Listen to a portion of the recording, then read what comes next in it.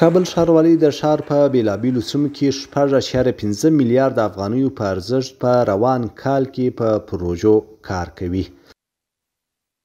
د کابل ښاروالۍ زیاتوي یادې پروژې چې شمېر یې 165 ته رسیږي د سړکونو، هوایي پلونو، د ښار د پلاني کولو د پروژو تطبیق دی. پر اکثریت سړکو باندې کار روان دي چې په دې کې بې له شکه د کابل جلال آباد سړک یادېږي چې مشخصا د د مکریان د چارې څخه شروع کېږي مخ پر تنګي غارو باندې. په عین حال کې خپله د کوتې څنګي د مزنګ د سړک توسعه ده.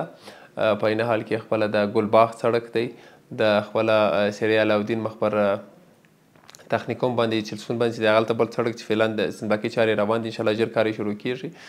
د کوټل سړک دی چې اول برخې کار خلاص شوی دی، پر دوم برخې باندې همدا اوس فعلا کار شروع دی او درېیم برخې بیا هم کار شروع سي له خیره.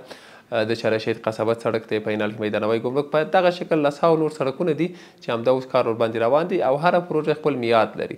ځینې په 12 میاشت کې سم جوړېږي، ځینې په 20 میاشت کې جوړېږي، ځینې په 2 کالو کې او ځینې په 8 میاشت کې. نو د همدغه موضوع پر اساس باندې هر پروژه خپل د حالات سره سم کار ورباندې روان دي. کابل ښاروالۍ زیاتوي د سړکونو په دې پروژو کې کابل جلال آباد، مکریان، کوټسنګي، ګلباغ، د کوتل دریم سړک، د چرای شهید څخه تر قصبې پورې سړکونه دي چې کار ورباندې روان دی او په بېلابېلو وختونو کې به یې چارې بشپړې شي.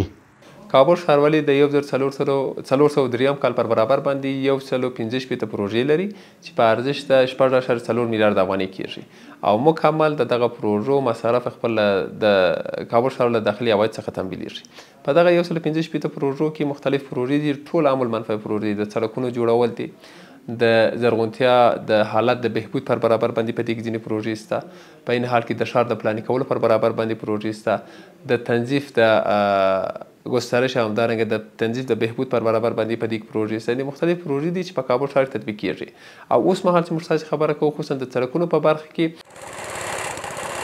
د کابل ښار اوسیدونکي بیا د ښاروالۍ د دې اقدام هرکلی کوي چې د کابل ښار سړکونه پراخوي. دوی زیاتوي چې د سړکونو له پراخوالي سره به په کابل ښار کې د ترافیکي ګڼې ګوڼې ترڅنګ د ترافیکي پیښو مخنیوی وشي.